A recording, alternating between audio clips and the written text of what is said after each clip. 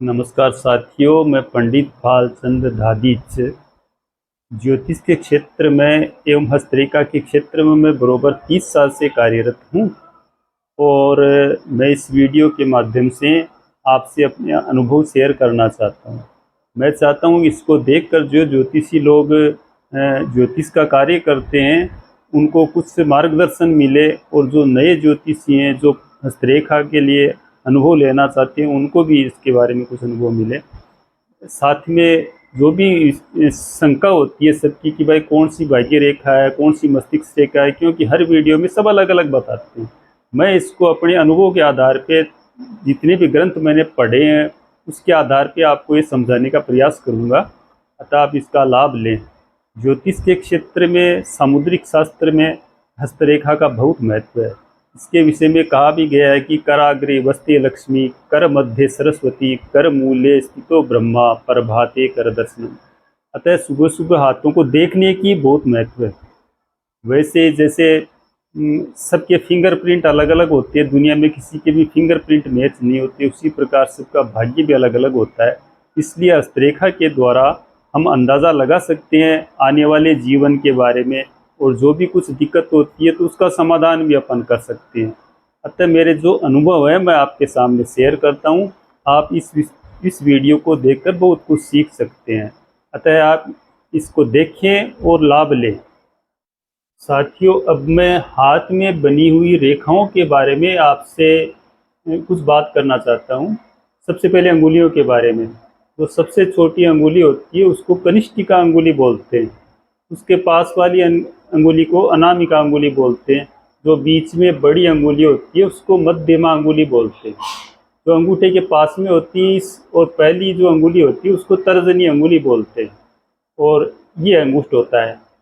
तो सबसे पहले अपन जीवन रेखा के बारे में मैं आपको बताता हूँ। अंगुष्ठ और तर्जनी अंगुली, इन दोनों के बीच से जो रेखा निकल के ये जो होता है ये मणिबद्ध कहलाता है, जो हाथ से जुड़ा हुआ होता है।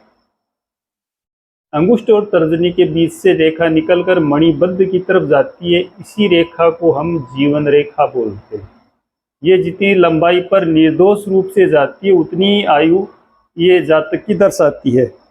इस रेखा के द्वारा ही हम आयु, रोग, अकस्मात मृत्यु जैसी अचानक दुर्घटना होती है उसके बारे में ये पूरा आकलन इससे हम कर सकते हैं। तो ये हमारे पितृ कृपा और पितृ दोष आदि को भी ये रेखा दर्शाती है। अब इसको गोत्र रेखा और कुल रेखा भी बोला जाता है। अतः मुख्य रूप से ये अपने जीवन का आकलन करने के लिए इस जीवन रेखा को काम में लेते हैं। तो ये हो गई आपकी जीवन रेखा। अब दूसरी रेखा के ऊपर अपन विचार करते हैं। जो अपनी छोटी अंगुली होती है कनिष्ठिका अंगुली, उसके मूल से निकल करके और मध्यमा अंगुली के और तर्जनी अंगुली के बीच तक जो रेखा जाती है, इस रेखा को हम हृदय रेखा बोलते हैं। हृदय रेखा, इस रेखा के द्वारा जातक की हृदय की स्थिति को देखा जाता है। हृदय रोग के बारे में इसका विचार किया जाता है, और आयु को निर्धारण करने में हृदय रेखा का भी बहुत बड़ा रोल होता है।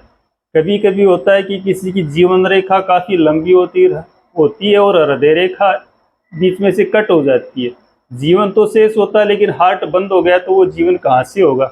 इसलिए जीवन का निर्धारण करने में हृदय रेखा का भी बहुत बड़ा रोल होता है। और हृदय रोग कब होगा, कैसे होगा, कोई नुकसान तो नहीं होगा, उसका पूरा आकलन हम हृदय रेखा के द्वारा करते हैं।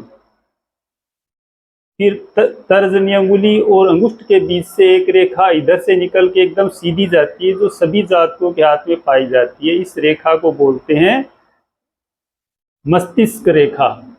मस्तिष्क रेखा, इस रेखा को बोलते हैं। इससे व्यक्ति के दिमाग की स्थिति, मस्तिष्क की स्थिति, याद रखने की कैपेसिटी, और जो विद्यार्थी होते हैं उनमें शिक्षा ग्रहण करने की, याद रखने की कितनी कैपेसिटी होती है, सब इससे देखते हैं। मानसिक रोग की जो स्थिति होती है सभी इस मस्तिष्क रेखा के द्वारा ही हम देखते हैं।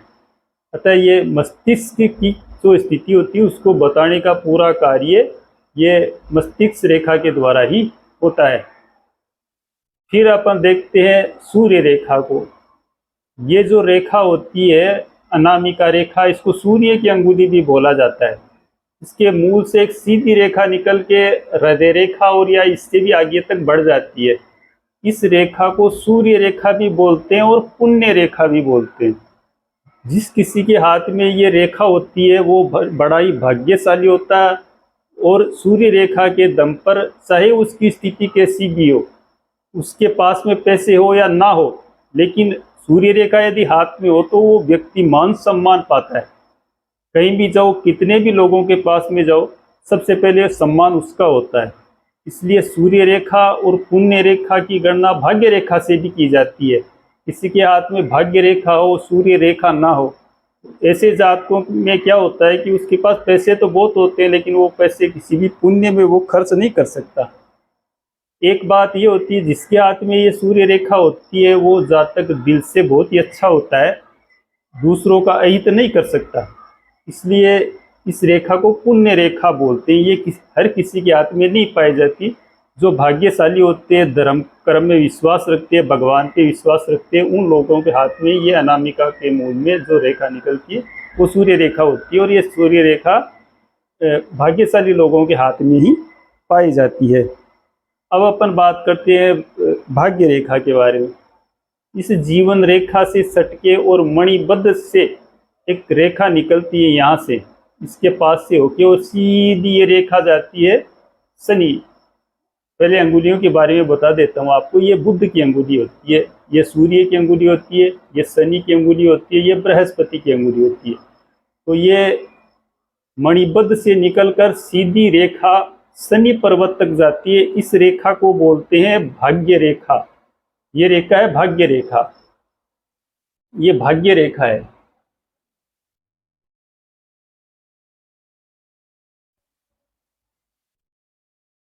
इस रेखा के द्वारा व्यक्ति की आर्थिक स्थिति का आकलन किया जाता है। ये रेखा किसी के हाथ में नहीं होती और ये सूर्य रेखा होती है, तो इस रेखा का ये सपोर्ट करती है। ऐसा नहीं ये रेखा ना हो, सूर्य रेखा हाथ में होती है तो भी वो भाग्यशाली होता है, लेकिन सूर्य रेखा और भाग्य रेखा दोनों जिसके हाथ में होती है वह रेखा इसके कारण से वो व्यक्ति धर्म कर्म में भी रुचि रखता है, और पैसों की उसके पास में कोई कमी नहीं पड़ती, जीवन में उतार चढ़ाव नहीं आते जिसके हाथ में दोनों रेखाएं होती है। और आर्थिक स्थिति उसकी बहुत अच्छी होती है जिनके हाथ में ये भाग्य रेखा पाई जाती है। फिर अपन बात करते हैं विवाह रेखा की। हृदय रेखा और छोटी अंगुली के बीच में ये रेखा होती है, ऐसे सीधी खड़ी रेखाएं। ये जो खड़ी रेखा होती है तो इस रेखा को ही विवाह रेखा बोला जाता है। इस रेखा को विवाह रेखा बोला जाता है। ये जितनी संख्या में होती है जातक के उतने ही विवाह होते हैं। जो छोटी रेखाएं होती है वो दर्शाती है कि इसके संबंध पहले होके छूट चुके हैं, और जो बड़ी रेखाएं होती है तो उससे अंदाजा लगता है कि इसका विवाह, कौन सा विवाह सफल हुआ है। अपन बात करते हैं अब संतान रेखा के बारे में। तो विवाह रेखा के ऊपर सभी के हाथों में ऐसे खड़ी रेखाएं पाई जाती है, छोटी छोटी। इन रेखाओं को संतान रेखा बोलते हैं। जो रेखा बड़ी होती है वो उतने बच्चे लड़के, और जो छोटी रेखाएं होती है उतनी बच्चियों के बारे में ये दर्शाता है। तो ये रेखा हो गई संतान रेखा। अब अपन बात करते हैं स्वास्थ्य रेखा के बारे में। इस जीवन रेखा से निकलकर इस तरह से इस मस्तिष्क रेखा को काटती बुध तक जो रेखा जाती है, इस रेखा को बोलते हैं स्वास्थ्य रेखा। ये स्वास्थ्य रेखा का एक नियम है, ये सीधी और अच्छी स्थिति में होनी चाहिए हाथ में जातक के, तब तो होता है स्वास्थ्य अच्छा। और यदि ये बीच में टूटी हुई होती है तो ये स्वास्थ्य को बिगाड़ देती है। जिसके हाथ में टूटी हुई बनती है उसका जीवन लगभग स्वास्थ्य खराबी में निकलता है, स्वास्थ्य उसका खराब रहने लग जाता है। अतः इस स्वास्थ्य रेखा के विषय में कहा गया है कि ये स्वास्थ्य रेखा हाथ में न हो तो ही अच्छा है, यदि हो तो निर्दोष होनी चाहिए और ना हो तो बिल्कुल होनी नहीं चाहिए। अतः जीवन रेखा से उठ करके और बुध के पर्वत तक जो रेखा जाती है, इस रेखा को बोलते हैं अपन स्वास्थ्य रेखा। इस रेखा के बल पर व्यक्ति के स्वास्थ्य का आकलन हम करते हैं। अतः ये जो मैंने बताया ये सब मुख्य रेखाएं होती है। अब अपन पर्वतों के बारे में बात करेंगे अगले वीडियो में।